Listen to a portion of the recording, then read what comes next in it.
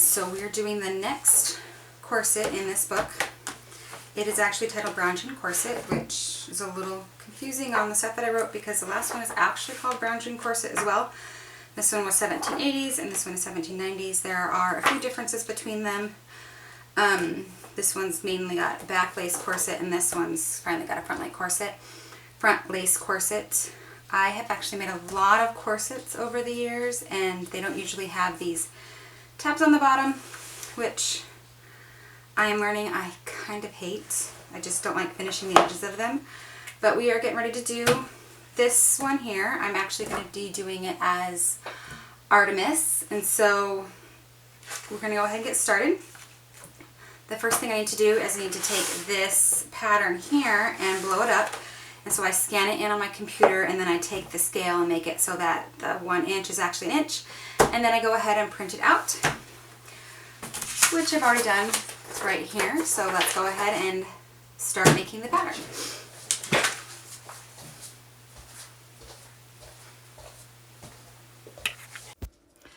The pieces don't all fit on one sheet of paper, so I have to print part of the pattern piece on one sheet and the rest on another, and then piece it together.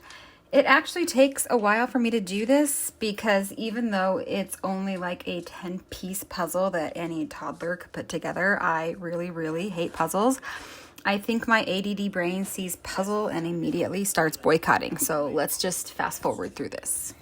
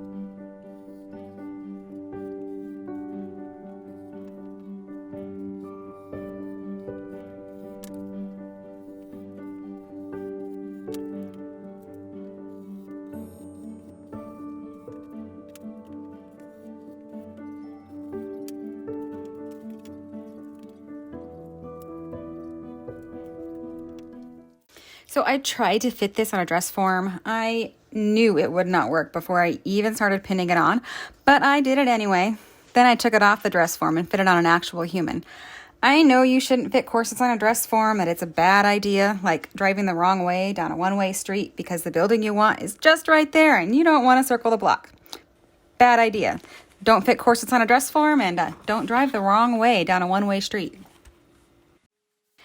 Now let's move on to cutting the corset pieces out in the fashion fabric.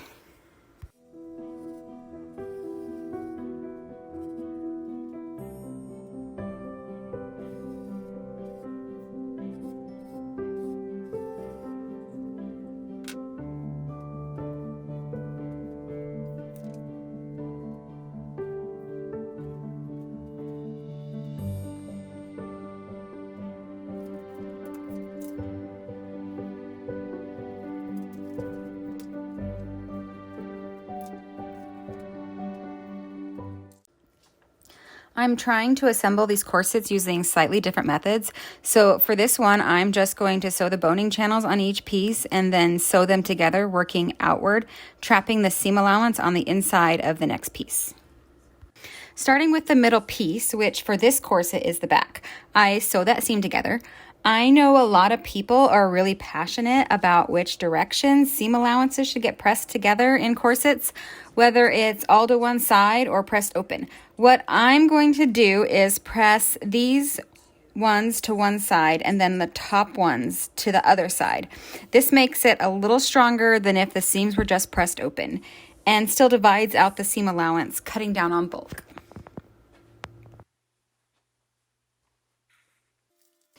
I'm using slightly whiter boning than what is shown in the pattern, so I'm just marking the boning channels with a ruler instead of transferring them from the pattern, but I am keeping them in the same general area.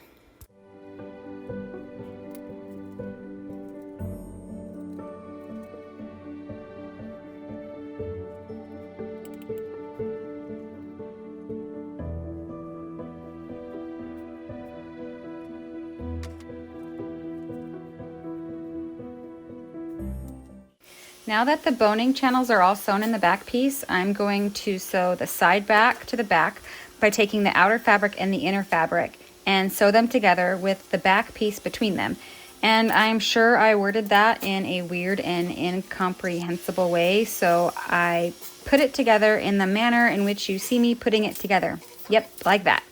Sew it, mark those boning channels, and sew those, and then do the same thing with the rest of the pieces.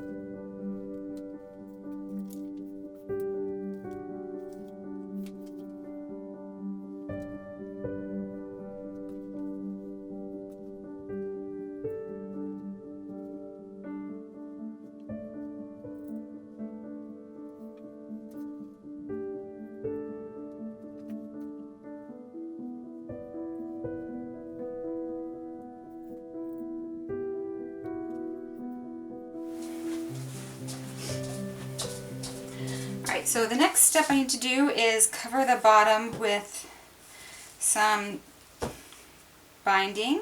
And I actually do need to cut out all the rest of these because I kind of arched it out instead of cutting each individual thing out. So I need to do that, and I only have white, so I'm going to just go dye this real fast.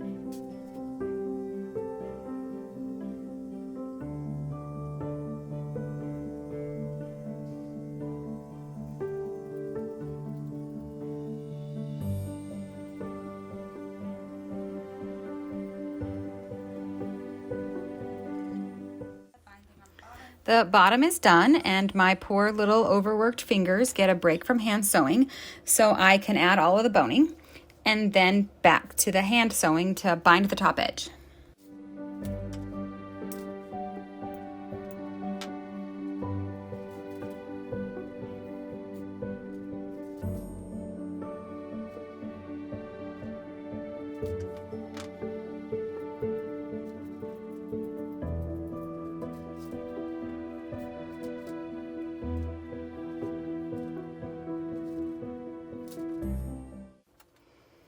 The boning is all tucked in and happy, and then there is actually one step I forgot about before I add the binding to the top edge. I have to attach the shoulder straps, so I'm going to sew those on really fast and then bind the top edge.